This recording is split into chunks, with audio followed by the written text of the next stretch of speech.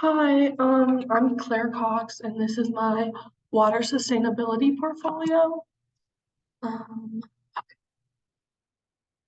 Um, so just as an introduction, I've always kind of had an interest in sustainability. I was in my um, environmental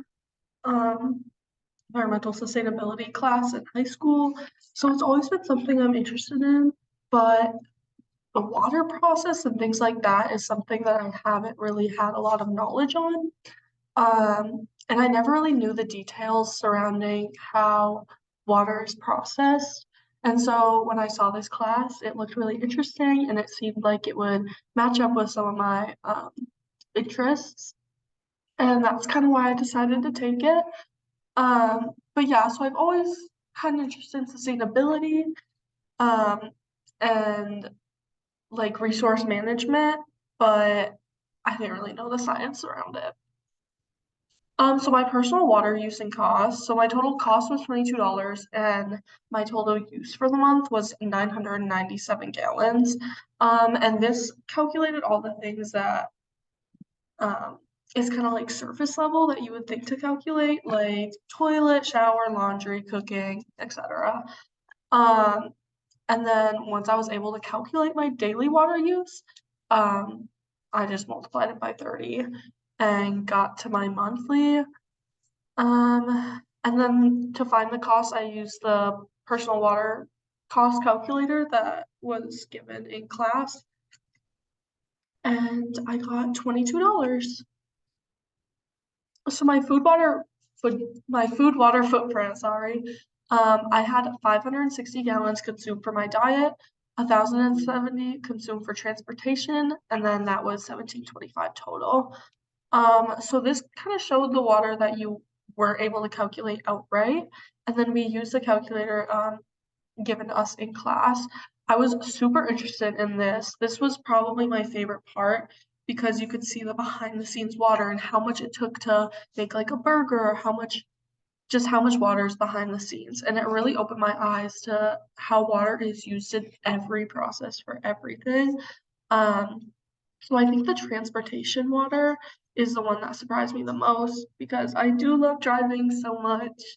And I don't know, this class has really showed me how I've been more in tune with like my water use. So maybe I have to cut down on some driving. Okay, so my water carry experience. Honestly, for me personally, it was just kind of a lazy day around the dorm, so I didn't really have to bring it out, go out. But the times I did go out just to pick up food, I brought it, of course, and it was definitely annoying. I did the assignment, brought it everywhere, but I usually do have a big, huge water bottle with me anyway, so I would say this specific assignment wasn't too different from what I usually do, like just day to day. But obviously, this is just a small percentage of the water that people have to carry miles and miles and miles around the world. So I do feel very grateful that I don't have to do that, and I don't know, I really got a lot out of this assignment. So the business industry water footprint, my industry that I'm studying, or one of them, is film. And I will say it definitely uses way less than other industries.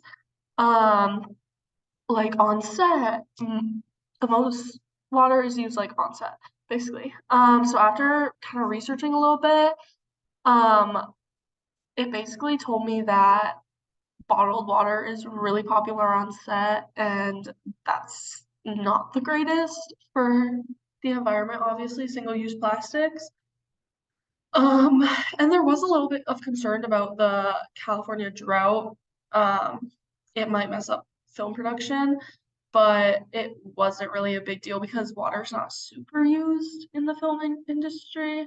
But I will say the thing that probably uses the most water in that is building sets, and obviously the transportation to and from. So yeah. So my comparison and reflection. So mine were pretty much average compared to the class. My daily consumption level, was lower than average. but my average footprint was slightly higher.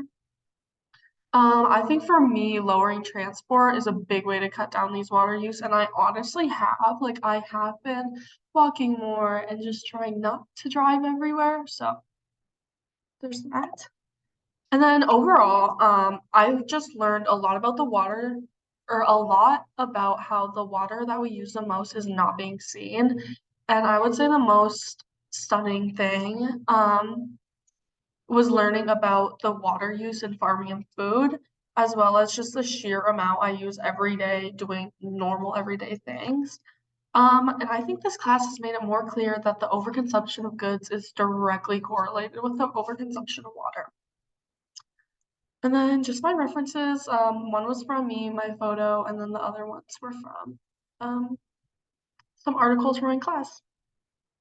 That's it.